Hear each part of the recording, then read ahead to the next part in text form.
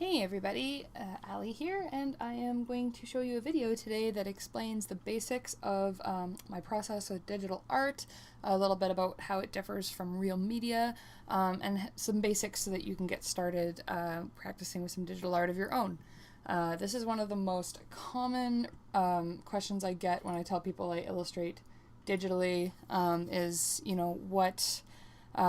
what the process entails. Do I actually draw with a mouse? Do I, this and that? And this will answer a bunch of those questions. So I have open here my drawing software of choice, which is Clip Studio Paint 5. You'll see at the top there it says Manga Studio EX. It's the same program, Manga Studio, Clip Studio. Clip Studio 5 is a illustration program that was developed in Japan. It is phenomenal for digital illustrators in terms of tools, best utilizing pen pressure for tablets, which I'll explain in a bit, as well as just providing a lot of painterly tools for illustrators that work really, really well. So it's my preferred software these days, but I've run a gamut of software in the past. I've been digitally illustrating since I was 15. I've used the free programs such as a GNU Image Manipulation Program, or GIMP, which is still available for free, and I will add a link to that below. I've used Photoshop, I've used Paint Tool Sai, also from Japan. There's a bunch of great drawing programs out there. This is my software that I use to draw, I'd say 90% of my day-to-day work. All the stuff I'm showing you today, there's equivalent tools in all those different drawing programs I just mentioned. So I'm going to keep it pretty simple today, but this is my one of choice, so this is what I'm using today. I'm going to start by talking about canvases. When you're opening, first thing you need to do when you open a drawing program and you want to start a drawing is you need a canvas to work on. Right now there's just a gray background here. There's nothing, I can't do anything with this. I need to open basically the equivalent of a piece of paper. So to do that, I click the new. For me it's Control N. There's a bunch of settings here. I don't pay attention to most of them. The most important ones will be in your little canvas size area, which for me there is in the top left, where it says width, height, and resolution. Those simple parameters will be in just about any drawing program you use, and that's really the basics that you need to concern yourself with. The rest comes later, if at all, depending on what you're doing. So to start nice and simply, I have a canvas set up here that's 1,000 pixels by 1,000 pixels. I can change my unit to inches or centimeters if I want, which I do sometimes depending on what I'm working on. Today I'm just going to do 1,000 by 1,000, 300 DPI resolution, just to do a basic drawing for you today. You can change your resolution to all different types of DPI. 300 is the bare minimum if you're going to be printing something. And 72 DPI is kind of the standard resolution for web. So usually when I'm saving a copy of my artwork to post online, I will post it at 72 DPI, which most importantly helps prevent people from stealing my artwork to print. Even if I watermark my artwork and stuff like that, sometimes people still try to steal it. So saving it at 72 DPI ensures that they can't print a high quality copy of it. It's kind of important. But if you're not sure what to do, there's no wrong answer here if you're just playing with digital art. 300 is usually the default. So 1,000 by 1,000 pixels, 300 DPI resolution, new canvas. I don't even actually type something in here usually. I usually save it later, but let's call it practice. So now I have a nice square canvas here. I zoomed out a little bit so you can see this canvas is my piece of paper. You can see my little cursor on top of it now. And this is my basis for drawing. So now digital drawing tools, I mean, you can use your mouse to draw. I know a number of people who use mice to draw and have been for years, and they do a freaking incredible job. I used a mouse for a couple of years before I got something a bit better. So if you draw with a mouse, you'll notice that your lines generally don't have like tapering. They won't be thin or thick. You don't have any pressure sensitivity with a mouse. You're just kind of clicking and dragging and making your lines, which is fine. And you can get some practice in that way, especially if you're scanning or taking a picture of an existing sketch and you want to get some practice in by tracing over that sketch, those kind of things, mice work well. It's not a bad option. But if you have a opportunity to invest in something a little bit better, I highly recommend getting a drawing tablet. It is crazy how many are on the market these days. When I was just starting out in in digital artwork, sorry, there was the Wacom series, Wacom, I never know how to say it, let's just say Wacom, of tablets that were very, very expensive. They still are, really. And they had the Graphire, the Intuos, and the Cintiq, and that was basically all that was available. Nowadays, you can get, Wacom has extended their line. You can get a tablet from them, I think, for $50 or $60. There's also all sorts of other brands that are coming out that are equally as good. There's a bunch of people reviewing them on YouTube. I haven't tried a lot of them, but I hear really good things. I started off with a really basic Wacom Graphire, which I think they've now kind of evolved into the Wacom Bamboo, which is available at most office stores, electronics stores. There's also higher quality ones like the Intuos, which will have more pressure sensitivity, and then the one I'm using, which is the Cintiq, which allows you to draw directly on the screen and gives you a number of pressure sensitivity levels. So you can see here, I can get lighter and darker with this pencil tool, or if I go into my inking pen and up it a little bit here, I have a lot of pressure sensitivity that allows me to really manipulate my lines just the way I want them to be. So it's pretty cool to invest in something like that if you feel like digital art is really something you want to play with. Getting something as simple as the Bamboo is a really good little investment if you want to just play in digital art, but you don't really want to, make money or a career out of it. It's perfect. Highly recommend starting out with something like that. And then if you really like it, you can invest as you go in better equipment. So that's what I use. That's what I'm using today. But don't be shy if you got to use a mouse. It's all good. So yeah.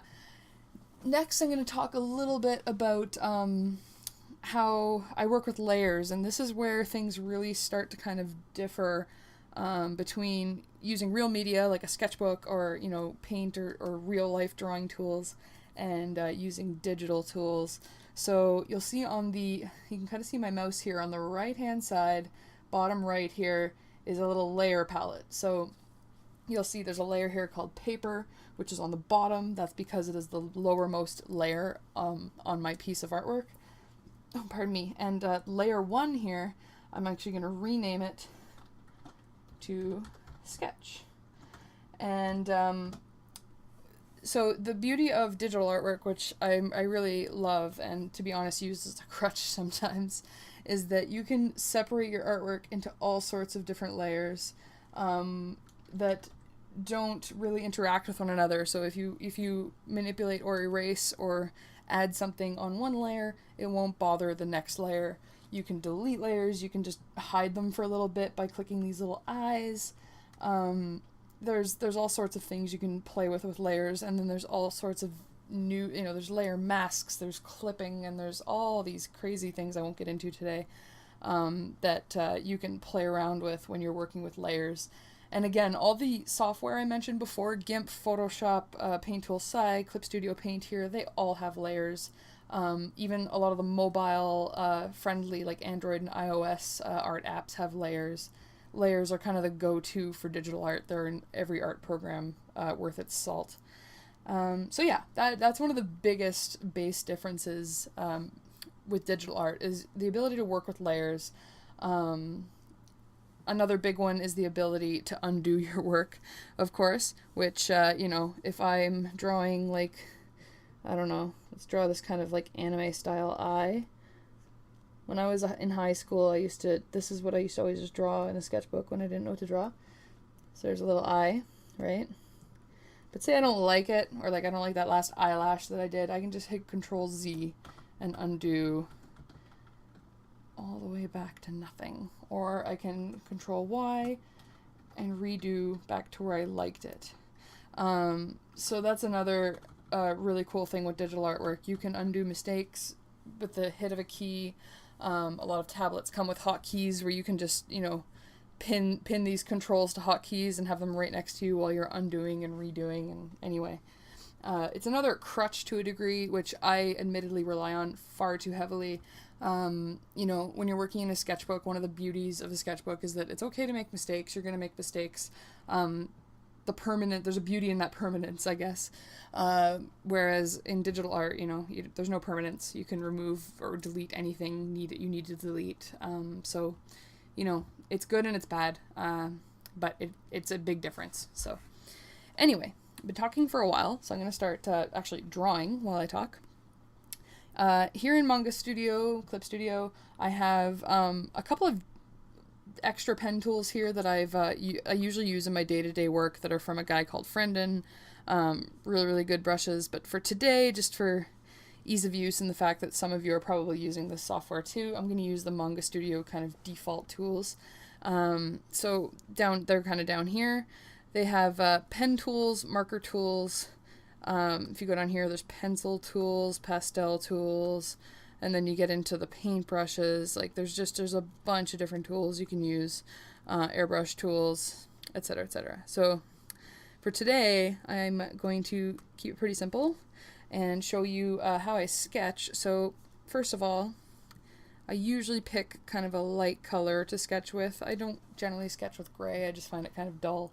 So I'll just, you know, pick a color on my little color picker up here. You can see me kind of playing with it. Whee! That lets me pick any color of the rainbow on the RGB scale to sketch with. So I'll usually pick a little light color there. I picked the colored pencil tool just because it looks a little bit like a pencil and that's fun. But you can sketch with, like, you know, the ink tool. You can sketch with the pencil tool. You can sketch, heck, you can sketch with, what is it, like oil paint tools, like whatever you want to sketch with, doesn't matter. Whatever tool you're comfortable with. And I'm starting on my sketch layer. You can see in the bottom right here, the sketch layer is highlighted. And sometimes I'll even turn down the opacity of the sketch layer just a little bit by using this little slider here. You know, and that just makes it so that the opacity goes away or comes back, goes away or comes back. Pretty neat. So I'm just going to draw, I zoomed in here a little bit, really simple little bird thing, because that's what's in my mind right at this moment.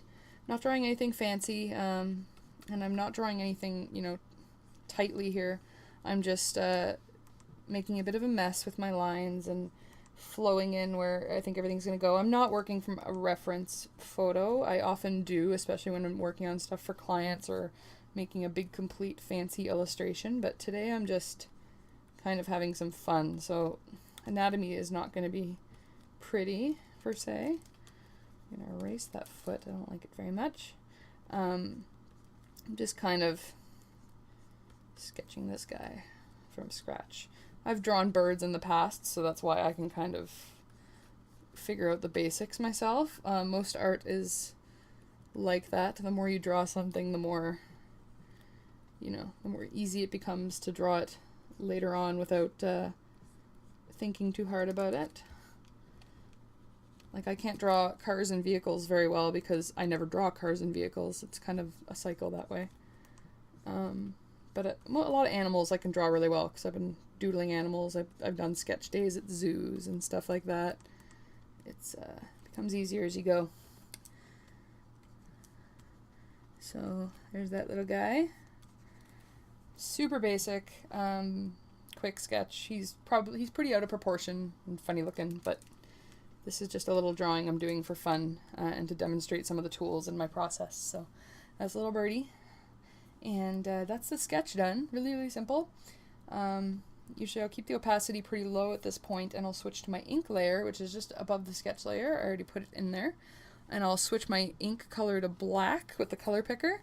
I'll go up to my pen tool. My favorite pen tool in the Clip Studio Paint 5 library is the G pen, which is the one at the top here that's highlighted, simply because it gives me the best range of pressure sensitivity, which I really like. I can have a super thin line or super thick line, all on the same pen. I don't have to switch pens. I don't have to even lift my pen at all, just lighten it a little bit. So it's pretty fun.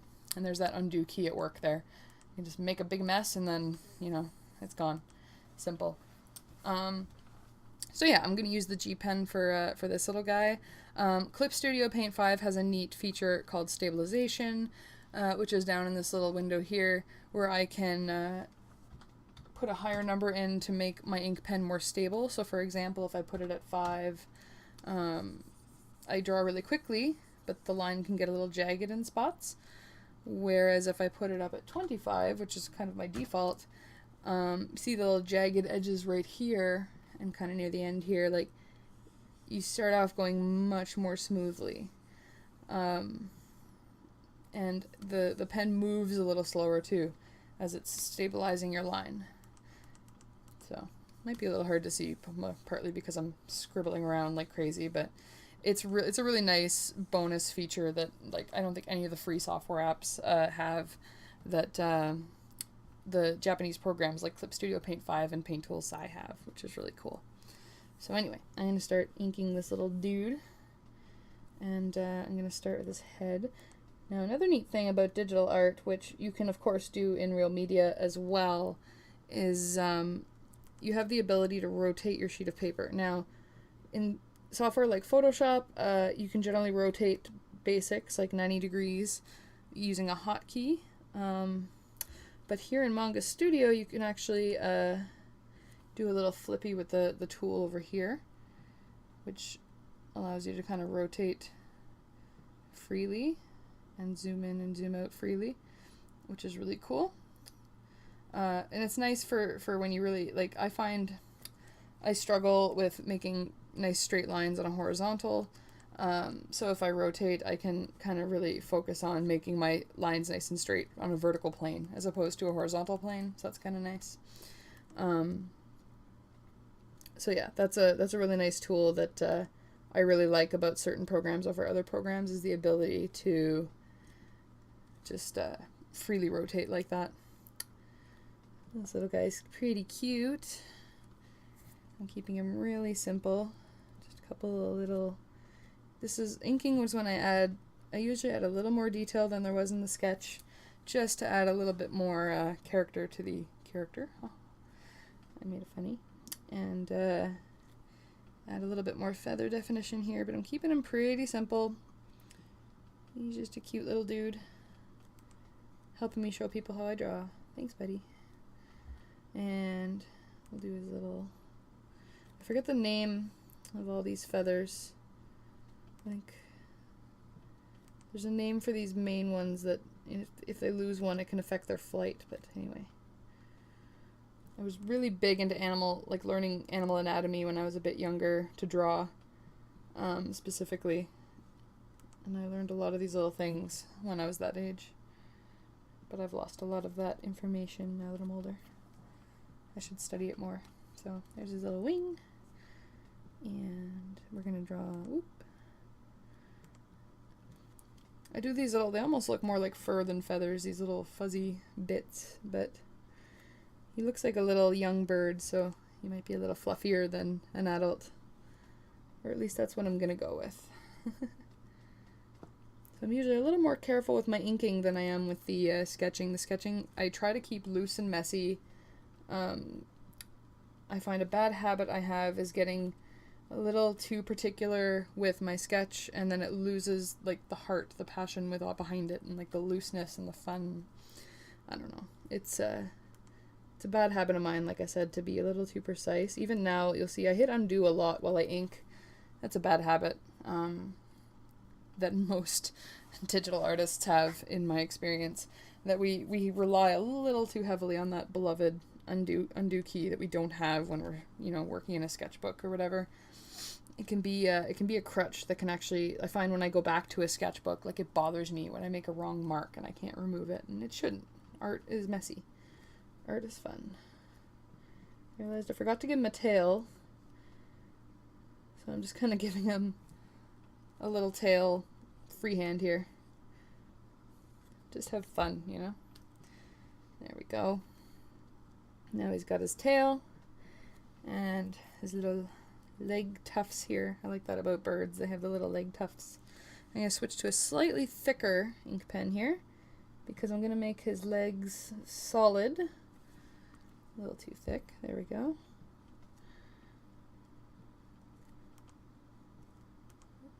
There we go. Kind of a nice solid line. Basic. And there we go. Actually, I'm going to fill in his eyes too. He looks kind of like a creepy little zombie right now. A little weird. Sometimes I'll wait and fill in the eyes with the color instead of doing it in the ink stage, but not this time. There we go. And a little bit there. I like adding those little cheek marks on a lot of my characters. Okay, there's a little birdie. And now we don't need the sketch underneath anymore. So the beauty of this is that I can just either turn it off with the I button over on the bottom right, or I can just drag it down to the trash can and delete it, which is kind of neat. But for the purpose of this tutorial, I'll just turn it off so it'll still be there. And the inks are now done, and now I can move on to color, which this works kind of like a coloring book. You color with a ink pen or whatever it is color you want. I'm going to try one of the watercolor tools just for fun. I'm no good at using them, but this is just for fun. And to do that, we want to make a layer that's actually under our current layer, the ink layer. So you look at the bottom right there on that layer palette. I'm going to touch the sketch layer and click my new layer button at the bottom to make a new layer between sketch and ink under the ink layer. And what that does is, let's pick a color here, and let's stick with the ink pen. I can now draw, and it will show up under the lines. It doesn't affect the, I just realized I hadn't saved yet, so it doesn't affect the ink lines underneath, you know, either which way, so it's kind of cool. So like I said, I'm going to play with a tool that I don't know very well, which is the watercolor tools. I'm just kind of, I'll often do this when I'm messing with new tools or if I'm changing the settings of a tool. On the side here, I'll make good use of the undo button and just kind of play with a color and a brush. Kind of see, you'll see this one, the more you color on top of it, the darker it gets. So I like to see if a tool's going to do that, or if, like this one here, it's just kind of one solid color. It doesn't really add more on top. But it does have that really cool bristle texture, which is fun. So, you know, the question is, do I want that? Do I want, this is smooth watercolor. Ooh, look at that. That's pretty cool. It kind of tapers off a bunch there. Oh, and it blends. See that? It blends. So this is when you can have a bit of fun with, I find with the colors especially, playing with the different paint tools that are available. And each program has different ones. There's no two that are like, so, you know, play. Just do what I do here. Just play a bit. Get comfortable with one. This one really lays on the opacity. And find one that you're comfortable playing with for a bit. And even if you're like, whoa, this is weird, I don't know if I like this, try it out. Because you never know. Like, look at this. Look at the texture on this. So, you know, you fill in this guy a little bit with that. I don't know. I don't know. It's fun. So play with whatever your drawing program has, and you know, see what you like. I missed this one before, and I think it might be the one I'm going to use. This one's called Emphasizing Texture. It's kind of a nice one. I'm going to make this guy a little bluebird. I'm going to start off with a really light blue color, and just kind of double check that I'm on my color layer. Let's call it color to keep myself from getting confused. I'm on my color layer. I'm laying down some color underneath the ink layer. Now I'm just doodling. I'm just kind of scribbling in here all one flat color. This is another thing where digital art is pretty cool. You can always just, you know, throw colors over top of other colors and such, or erase away color. So usually when I'm coloring a new piece, I'll fill it all in with a color, and then, so you can see there, I'm mostly inside the lines. I'm just kind of erasing a few edges where I went outside the lines. Not that it matters too much, we're just having fun here. But yeah, there we go. That's pretty good. Not too shabby. Now, yet another cool thing about digital artwork is the ability to lock your transparency of a layer. And so what I'm going to do is on my color layer here, which I've highlighted in the layer palette in the bottom right, I'm going to hit a little button above here that says lock transparent pixels. You can kind of see that there. So I'm going to hit that button. And when you do that, change a color, suddenly your colors won't go outside the lines. Cool, right? So that's usually what I'll do. I'll lay down a flat color like this, click lock transparency, and then start having some fun. Because you don't have to worry about staying inside the lines at this point. You can just have a blast. So I'm gonna give this guy some pretty basic markings here. I'm not using any reference, like I said. I'm just kind of making him look cute and mostly blue, like so. Give him some dark blue right down to the beak there, some dark blue along the top of his tail there, and a little dark blue along his legs, and like so. I'm going to switch to an even lighter blue. Actually, I'm going to backtrack a little. And so what I'm doing here is I'm taking the blue I originally colored with here, this light blue color, and I chose it again in my color picker, and I'm fading back that dark blue just a little bit. See how it's mixing together with the dark blue? So you can emulate paint tools pretty impressively in a lot of these programs with simple blending techniques and stuff like that to really kind of make it pop. And I'm gonna go back to a darker blue for a sec and make my brush a little smaller. By the way, the bottom left here, I'm sure you figured out, is where you change your brush size. You can change to all different pixels. Again, most drawing programs will have this, or some will have a slider where you just slide up and down to pick your pixel amount, which is the numbers shown here. So the one I've highlighted is 50 pixels wide, 20 pixels wide, 8 pixels wide, etc. You'll usually be able to see it. You can see on the screen there. That is the size of my brush, so you know what size your brush is at any given time. And I actually want 20. I have a darker blue up there just to kind of shape, give a little bit of contour around his eyes there. I think that'll look really cute. And a little bit of dark right along his wing here. And accentuate that little tuft of feathers that I drew in there. Oop. Again, I'm doing a really quick job here, just to kind of show you how I work. You can go as slow as you want or as fast as you want, and just make it the way you want to make it. Rotate the canvas a bit here, just to make it easier on my vertical lines, which is sort of cheating. I really, I should get better at that kind of stuff. I tend to pick my battles a bit as far as, there's so many different things I can improve on with my art that there's a few things I just don't, and I cheat a bit, and that's just how it is, and I don't have an excuse other than that. But, just there's always, even if you're brand new to art, part of it is improving your, the base skills and theory, and part of it is just doing what you want to do and moving towards your personal art goals, whatever those may be. They're different for all of us. So I'm just lightening the colors around his eyes, and I'm going to do the same little patch of white here, a little patch of white at the bottom of his legs, and a little more white in the feathers there. Go back. You'll notice I'm picking some colors right off of the canvas here. You can see in the colors the colors keep changing on the left hand side.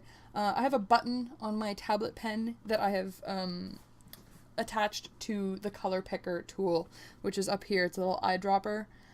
If you click that, it will pick up the colors in your piece wherever you click.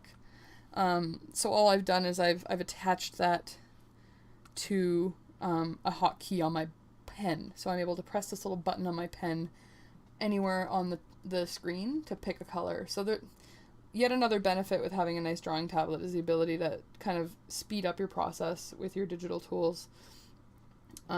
It's, digital art is a whole can of worms. I'm only getting into the basics here. In future videos, I will get into more detailed stuff about various techniques, tools, and such. If there's a specific video you'd like to see, please just let me know in the comments below or contact me via my social media channels or whatever. And I'm happy to try and get something together. I'm just starting with this tutorial business and I'm enjoying it, so I'd like to be able to, provide what you guys want to see. So just doing some little stripes, almost like a blue jay here. A lot of city birds seem to have these little stripy things on their wings, so that's fun.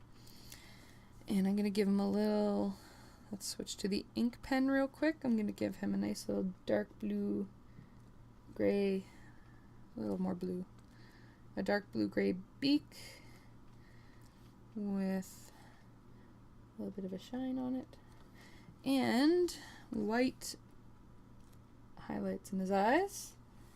And there we go, little birdie, very cute. And like that's the basics really of digital art. Working with layers, the ability to use all sorts of different keys to pick up your colors, to undo, to with a click of a button you can switch tools from paint tools to pencil tools to pen tools, to anything in the world really. And it's a pretty incredible medium to work with. There are people working in digital art who are creating super realistic paintings that you would never know were digital. There are people who are just completely manipulating, color in ways that you could never do in real media. There are people who are manipulating special effects and all sorts of other things. Of course, animation is a whole other thing that I've never really explored that I still want to explore as a skill one of these days. It's endless. It's really endless. And this is a start. This is just some of the very, very basics of digital art, how it works, and what makes it unique and what makes it a medium that I love to use. So that's the video for today. Pretty straightforward. Again, if you guys have any suggestions for future videos or requests for videos you'd like to see, I would love to hear it in the comments below. Please like and subscribe. And I guess I will see you guys next time. Bye-bye.